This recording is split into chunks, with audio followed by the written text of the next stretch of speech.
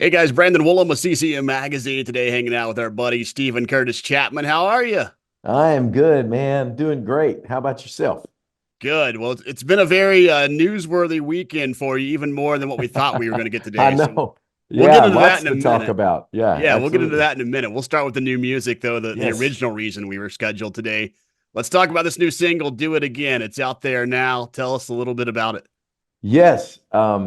You know what? This is a really fun a fun one for me. I mean, they're all uh, exciting and I guess fun in a way because music is a joy and a pleasure and such an amazing thing to get to make and do and be a part of creating. But some songs, I mean, Don't Lose Heart, for example, my last radio single was a weightier, encouraging message.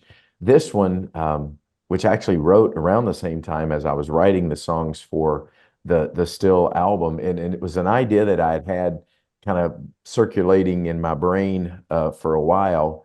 Actually came several years ago through a conversation with a friend, and it was at a very intense time that I was wrestling with some things and just trying to make some decisions. And in the context of our conversation, this friend of mine said, man, you talk about, being trying to, be a good steward of things and which is wise and good and important. But I was using words like, man, it just, would that be wasteful? Would that be extravagant? And I remember this good friend of mine who actually turns out would end up helping produce the song. The guy's name is Ben Shive, brilliant producer and friend. And he just said, man, you use those words, and yet I'm thinking about a great quote that I read from G.K. Chesterton that talks about how God never gets tired of doing again and again things that show us his love. And it might seem wasteful, even in some ways, because every morning he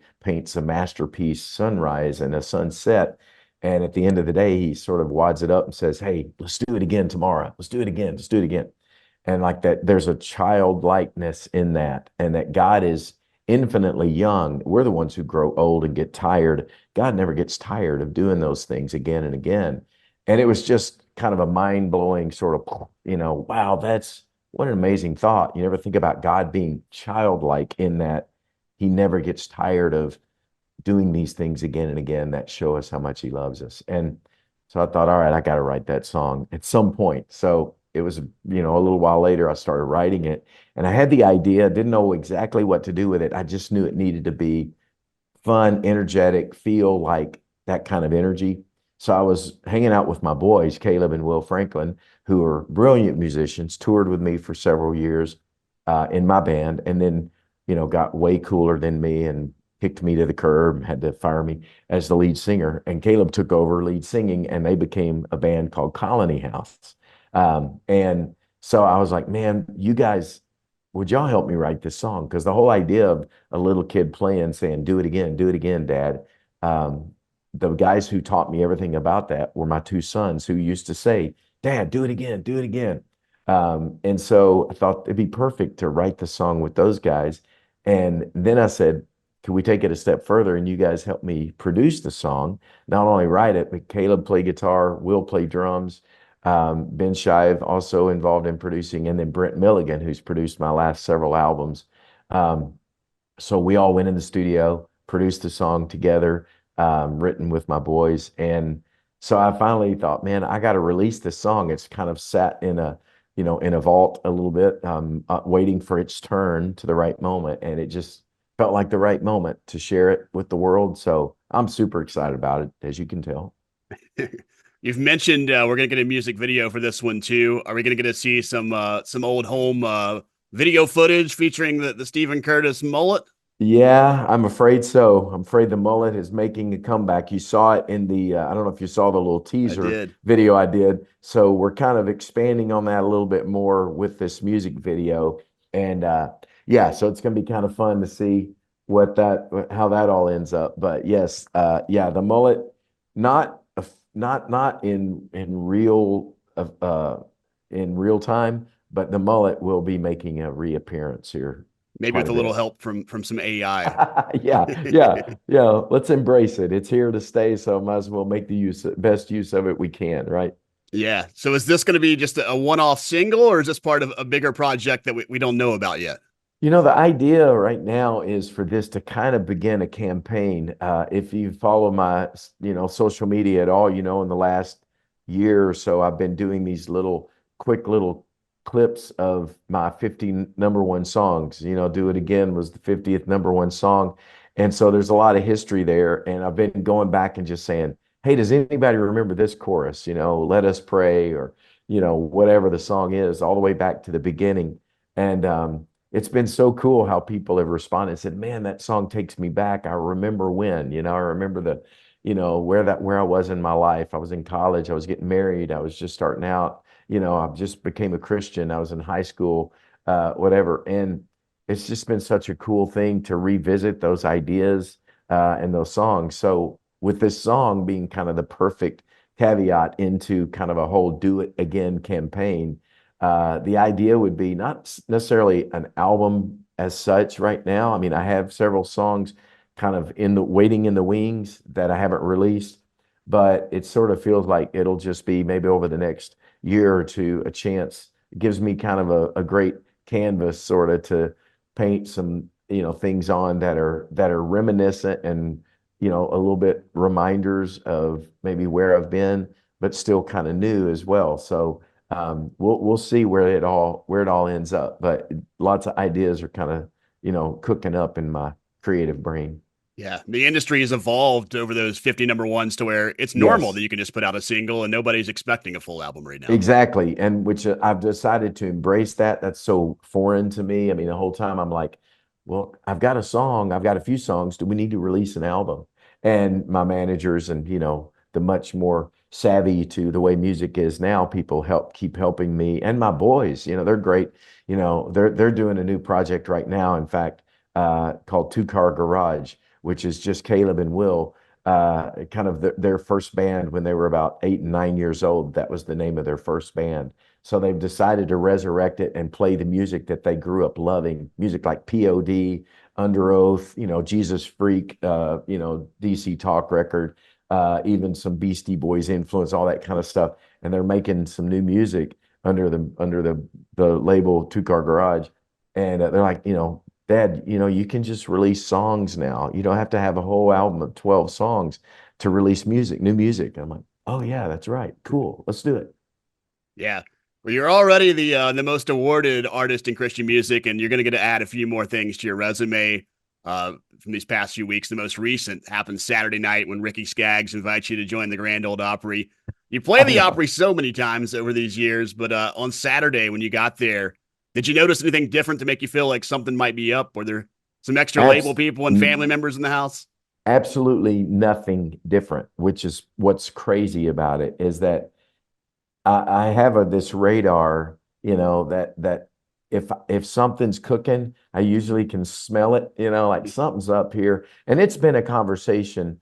I played the Grand Ole Opry the first time when I was 19 years old. I was working at Opryland, USA, in Nashville. We used to have an amusement park built right around the Grand Ole Opry with, roller coasters and rides, but mainly it was known for the live music shows. And I was in a country music show. A lot of people have heard me talk about this over the years. I was in a show called Country Music USA, and we would dress up like the stars of the Grand Ole Opry. And I was 19. It was my first kind of professional music job gig, and I got a call one day that I'd been invited to come sing on the Grand Ole Opry, and that was something they would do on occasion with the kids in the park, and they called us the stars of the future or whatever. We have some stars of the future. And it was kind of a way to advertise the park and, hey, go hear these people out there. They're pretty good. And so I went on the Opry, blown away, couldn't believe it. I was 19. I grew up listening to the Grand Ole Opry with my dad.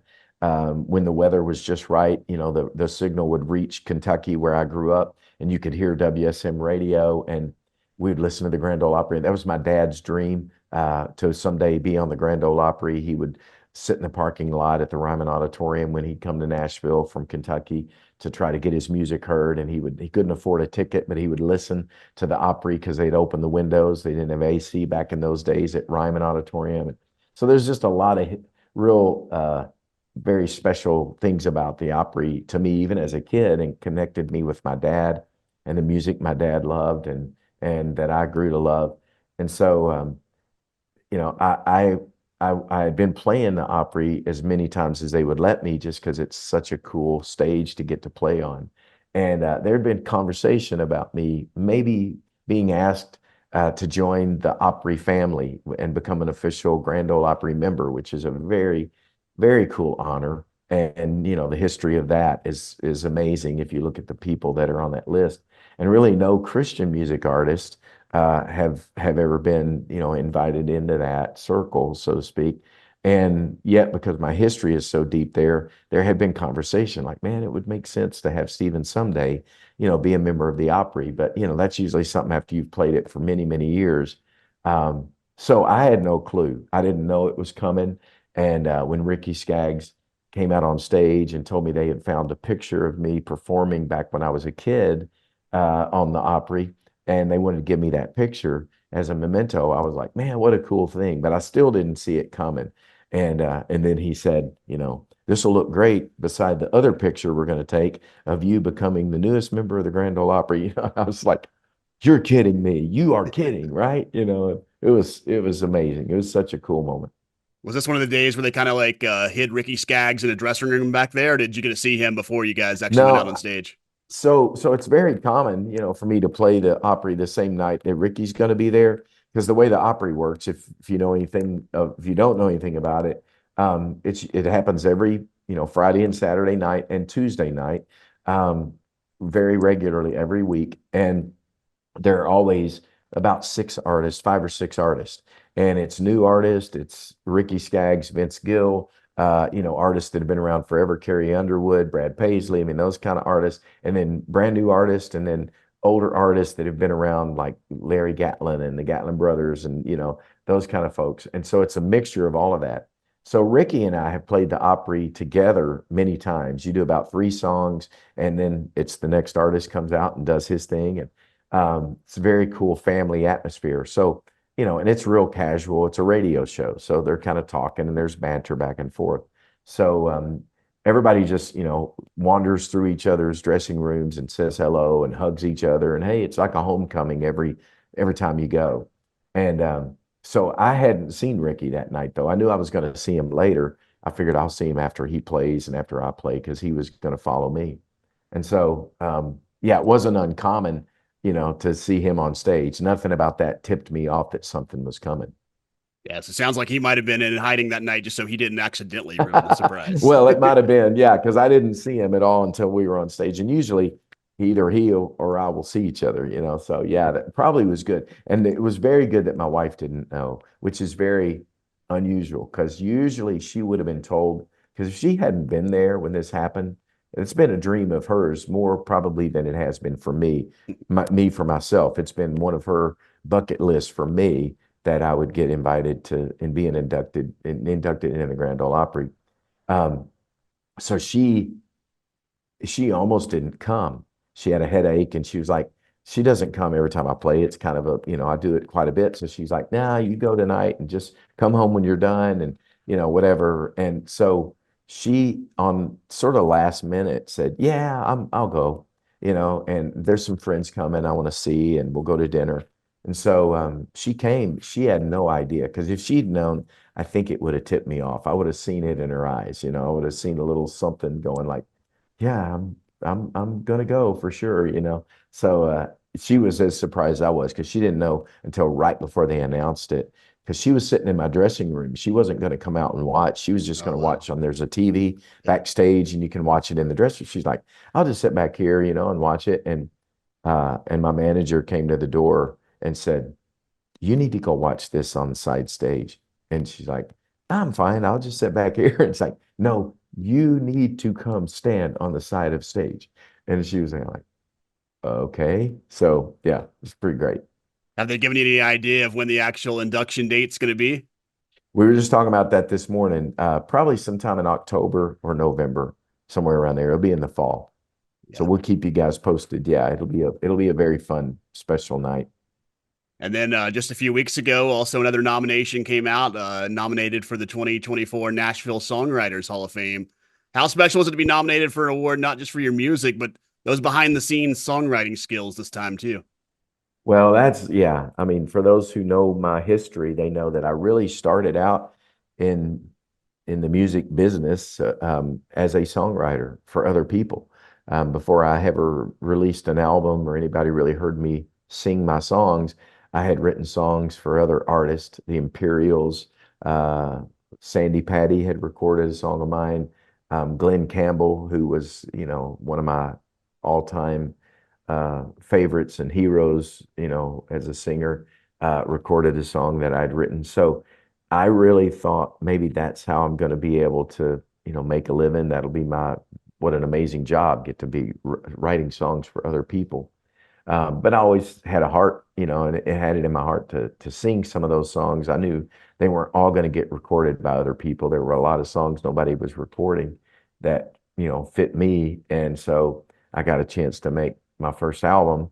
And so, I've written all the songs, or been a co-writer, a part of writing all the songs that I've recorded, but I've continued through the years to love writing for other people as well, and having other people record my songs, throughout the years has been a real, just a kind of a goal that I've had as well, that I love, just being able to write those songs for other people. So, then yeah, Nashville Songwriters Hall of Fame. There's a Nashville Songwriter Association, that is, I mean, obviously Nashville is songwriter Mecca. It's kind of it's the place where the greatest songs are really written, and the greatest songwriters, I think, in the world kind of hang out in Nashville. It's Music City for a good reason.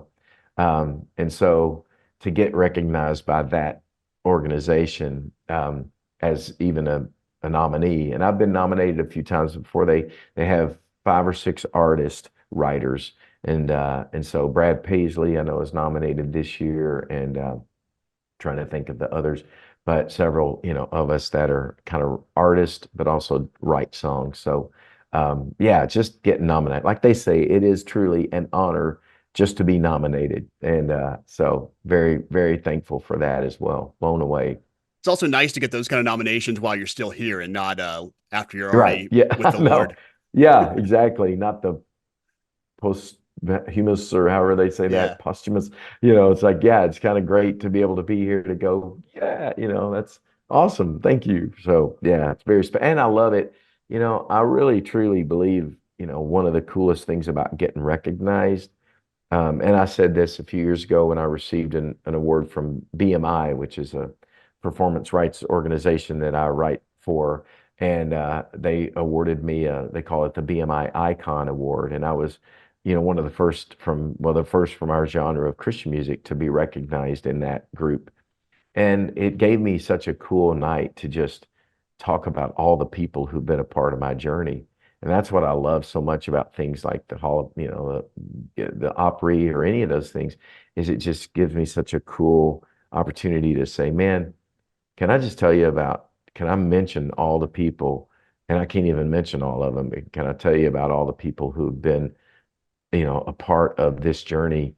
In fact, I wrote a song that night. I posted it on my social media called "A Turtle on a Fence Post." If you've ever heard that great saying that says, if you ever see a turtle on a fence post, you know one thing for sure: he didn't get there himself. A turtle can't climb a fence post. And it's like, I thought, that's me, man. I'm, I did not get, to the Grand Ole Opry or any of these things without a lot of people. And obviously, ultimately, my Father in heaven, who's, allowed me this incredible opportunity to do something that I love, and that I love to encourage people with these songs. Yeah.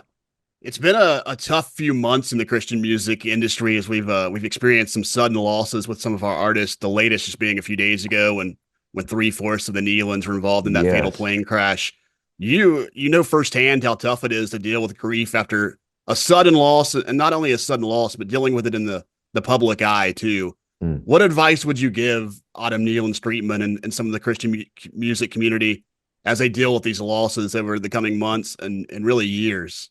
Yeah. Oh man. Well, absolutely heartbroken for them, and just such a devastating thing for not just even one family member, but to lose,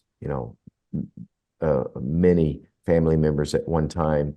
And I was recently, some good friends of ours lost their son in a tragic drowning accident, and I was texting with them, a family who walked with us through the loss of our Maria, and this has been the one word that was given to me of many words of encouragement that was somehow broke through all the others and was just an incredible anchor point for me. And it incidentally came from my friend Greg Laurie, pastor, head of the Harvest Crusades, and just a great pastor teacher who only a few months before he lost his son in an accident, we lost Maria. And I received a message from him, very simple, short message. And he said, I just want to remind you of this.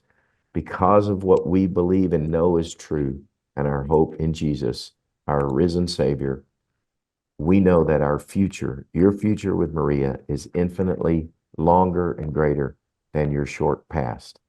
And man, that was just one of those things that wasn't like a bumper sticker, a Bible, magnet for your refrigerator. It was truth, and it was truth that I could really hold on to. And I shared that with my friends. I've tried to share it with, the people that I know who are connected with the Nealons. And it's the one thing that has sustained me and my family, just to know that this is not the end of the story, as much as it may feel that way, as an ending, as the closing of a door of a chapter, of so much in our lives. To really believe that if what God has promised is true, that this is just the beginning, and it is, our future is greater than our past. Powerful, powerful stuff right there. Mm. Going to be heading back out on the road. You can see Steven Curtis Chapman out on the evening with in September and a little bit of October, and then you'll reset for a few weeks and back out on the acoustic Christmas Christmas, tour. right? And, new music's out there now. Do it again. You can stream it now and look for the music video very soon. Good chatting with you today, Steven. Thank you, bud. Always good to be with you. Thanks for the time.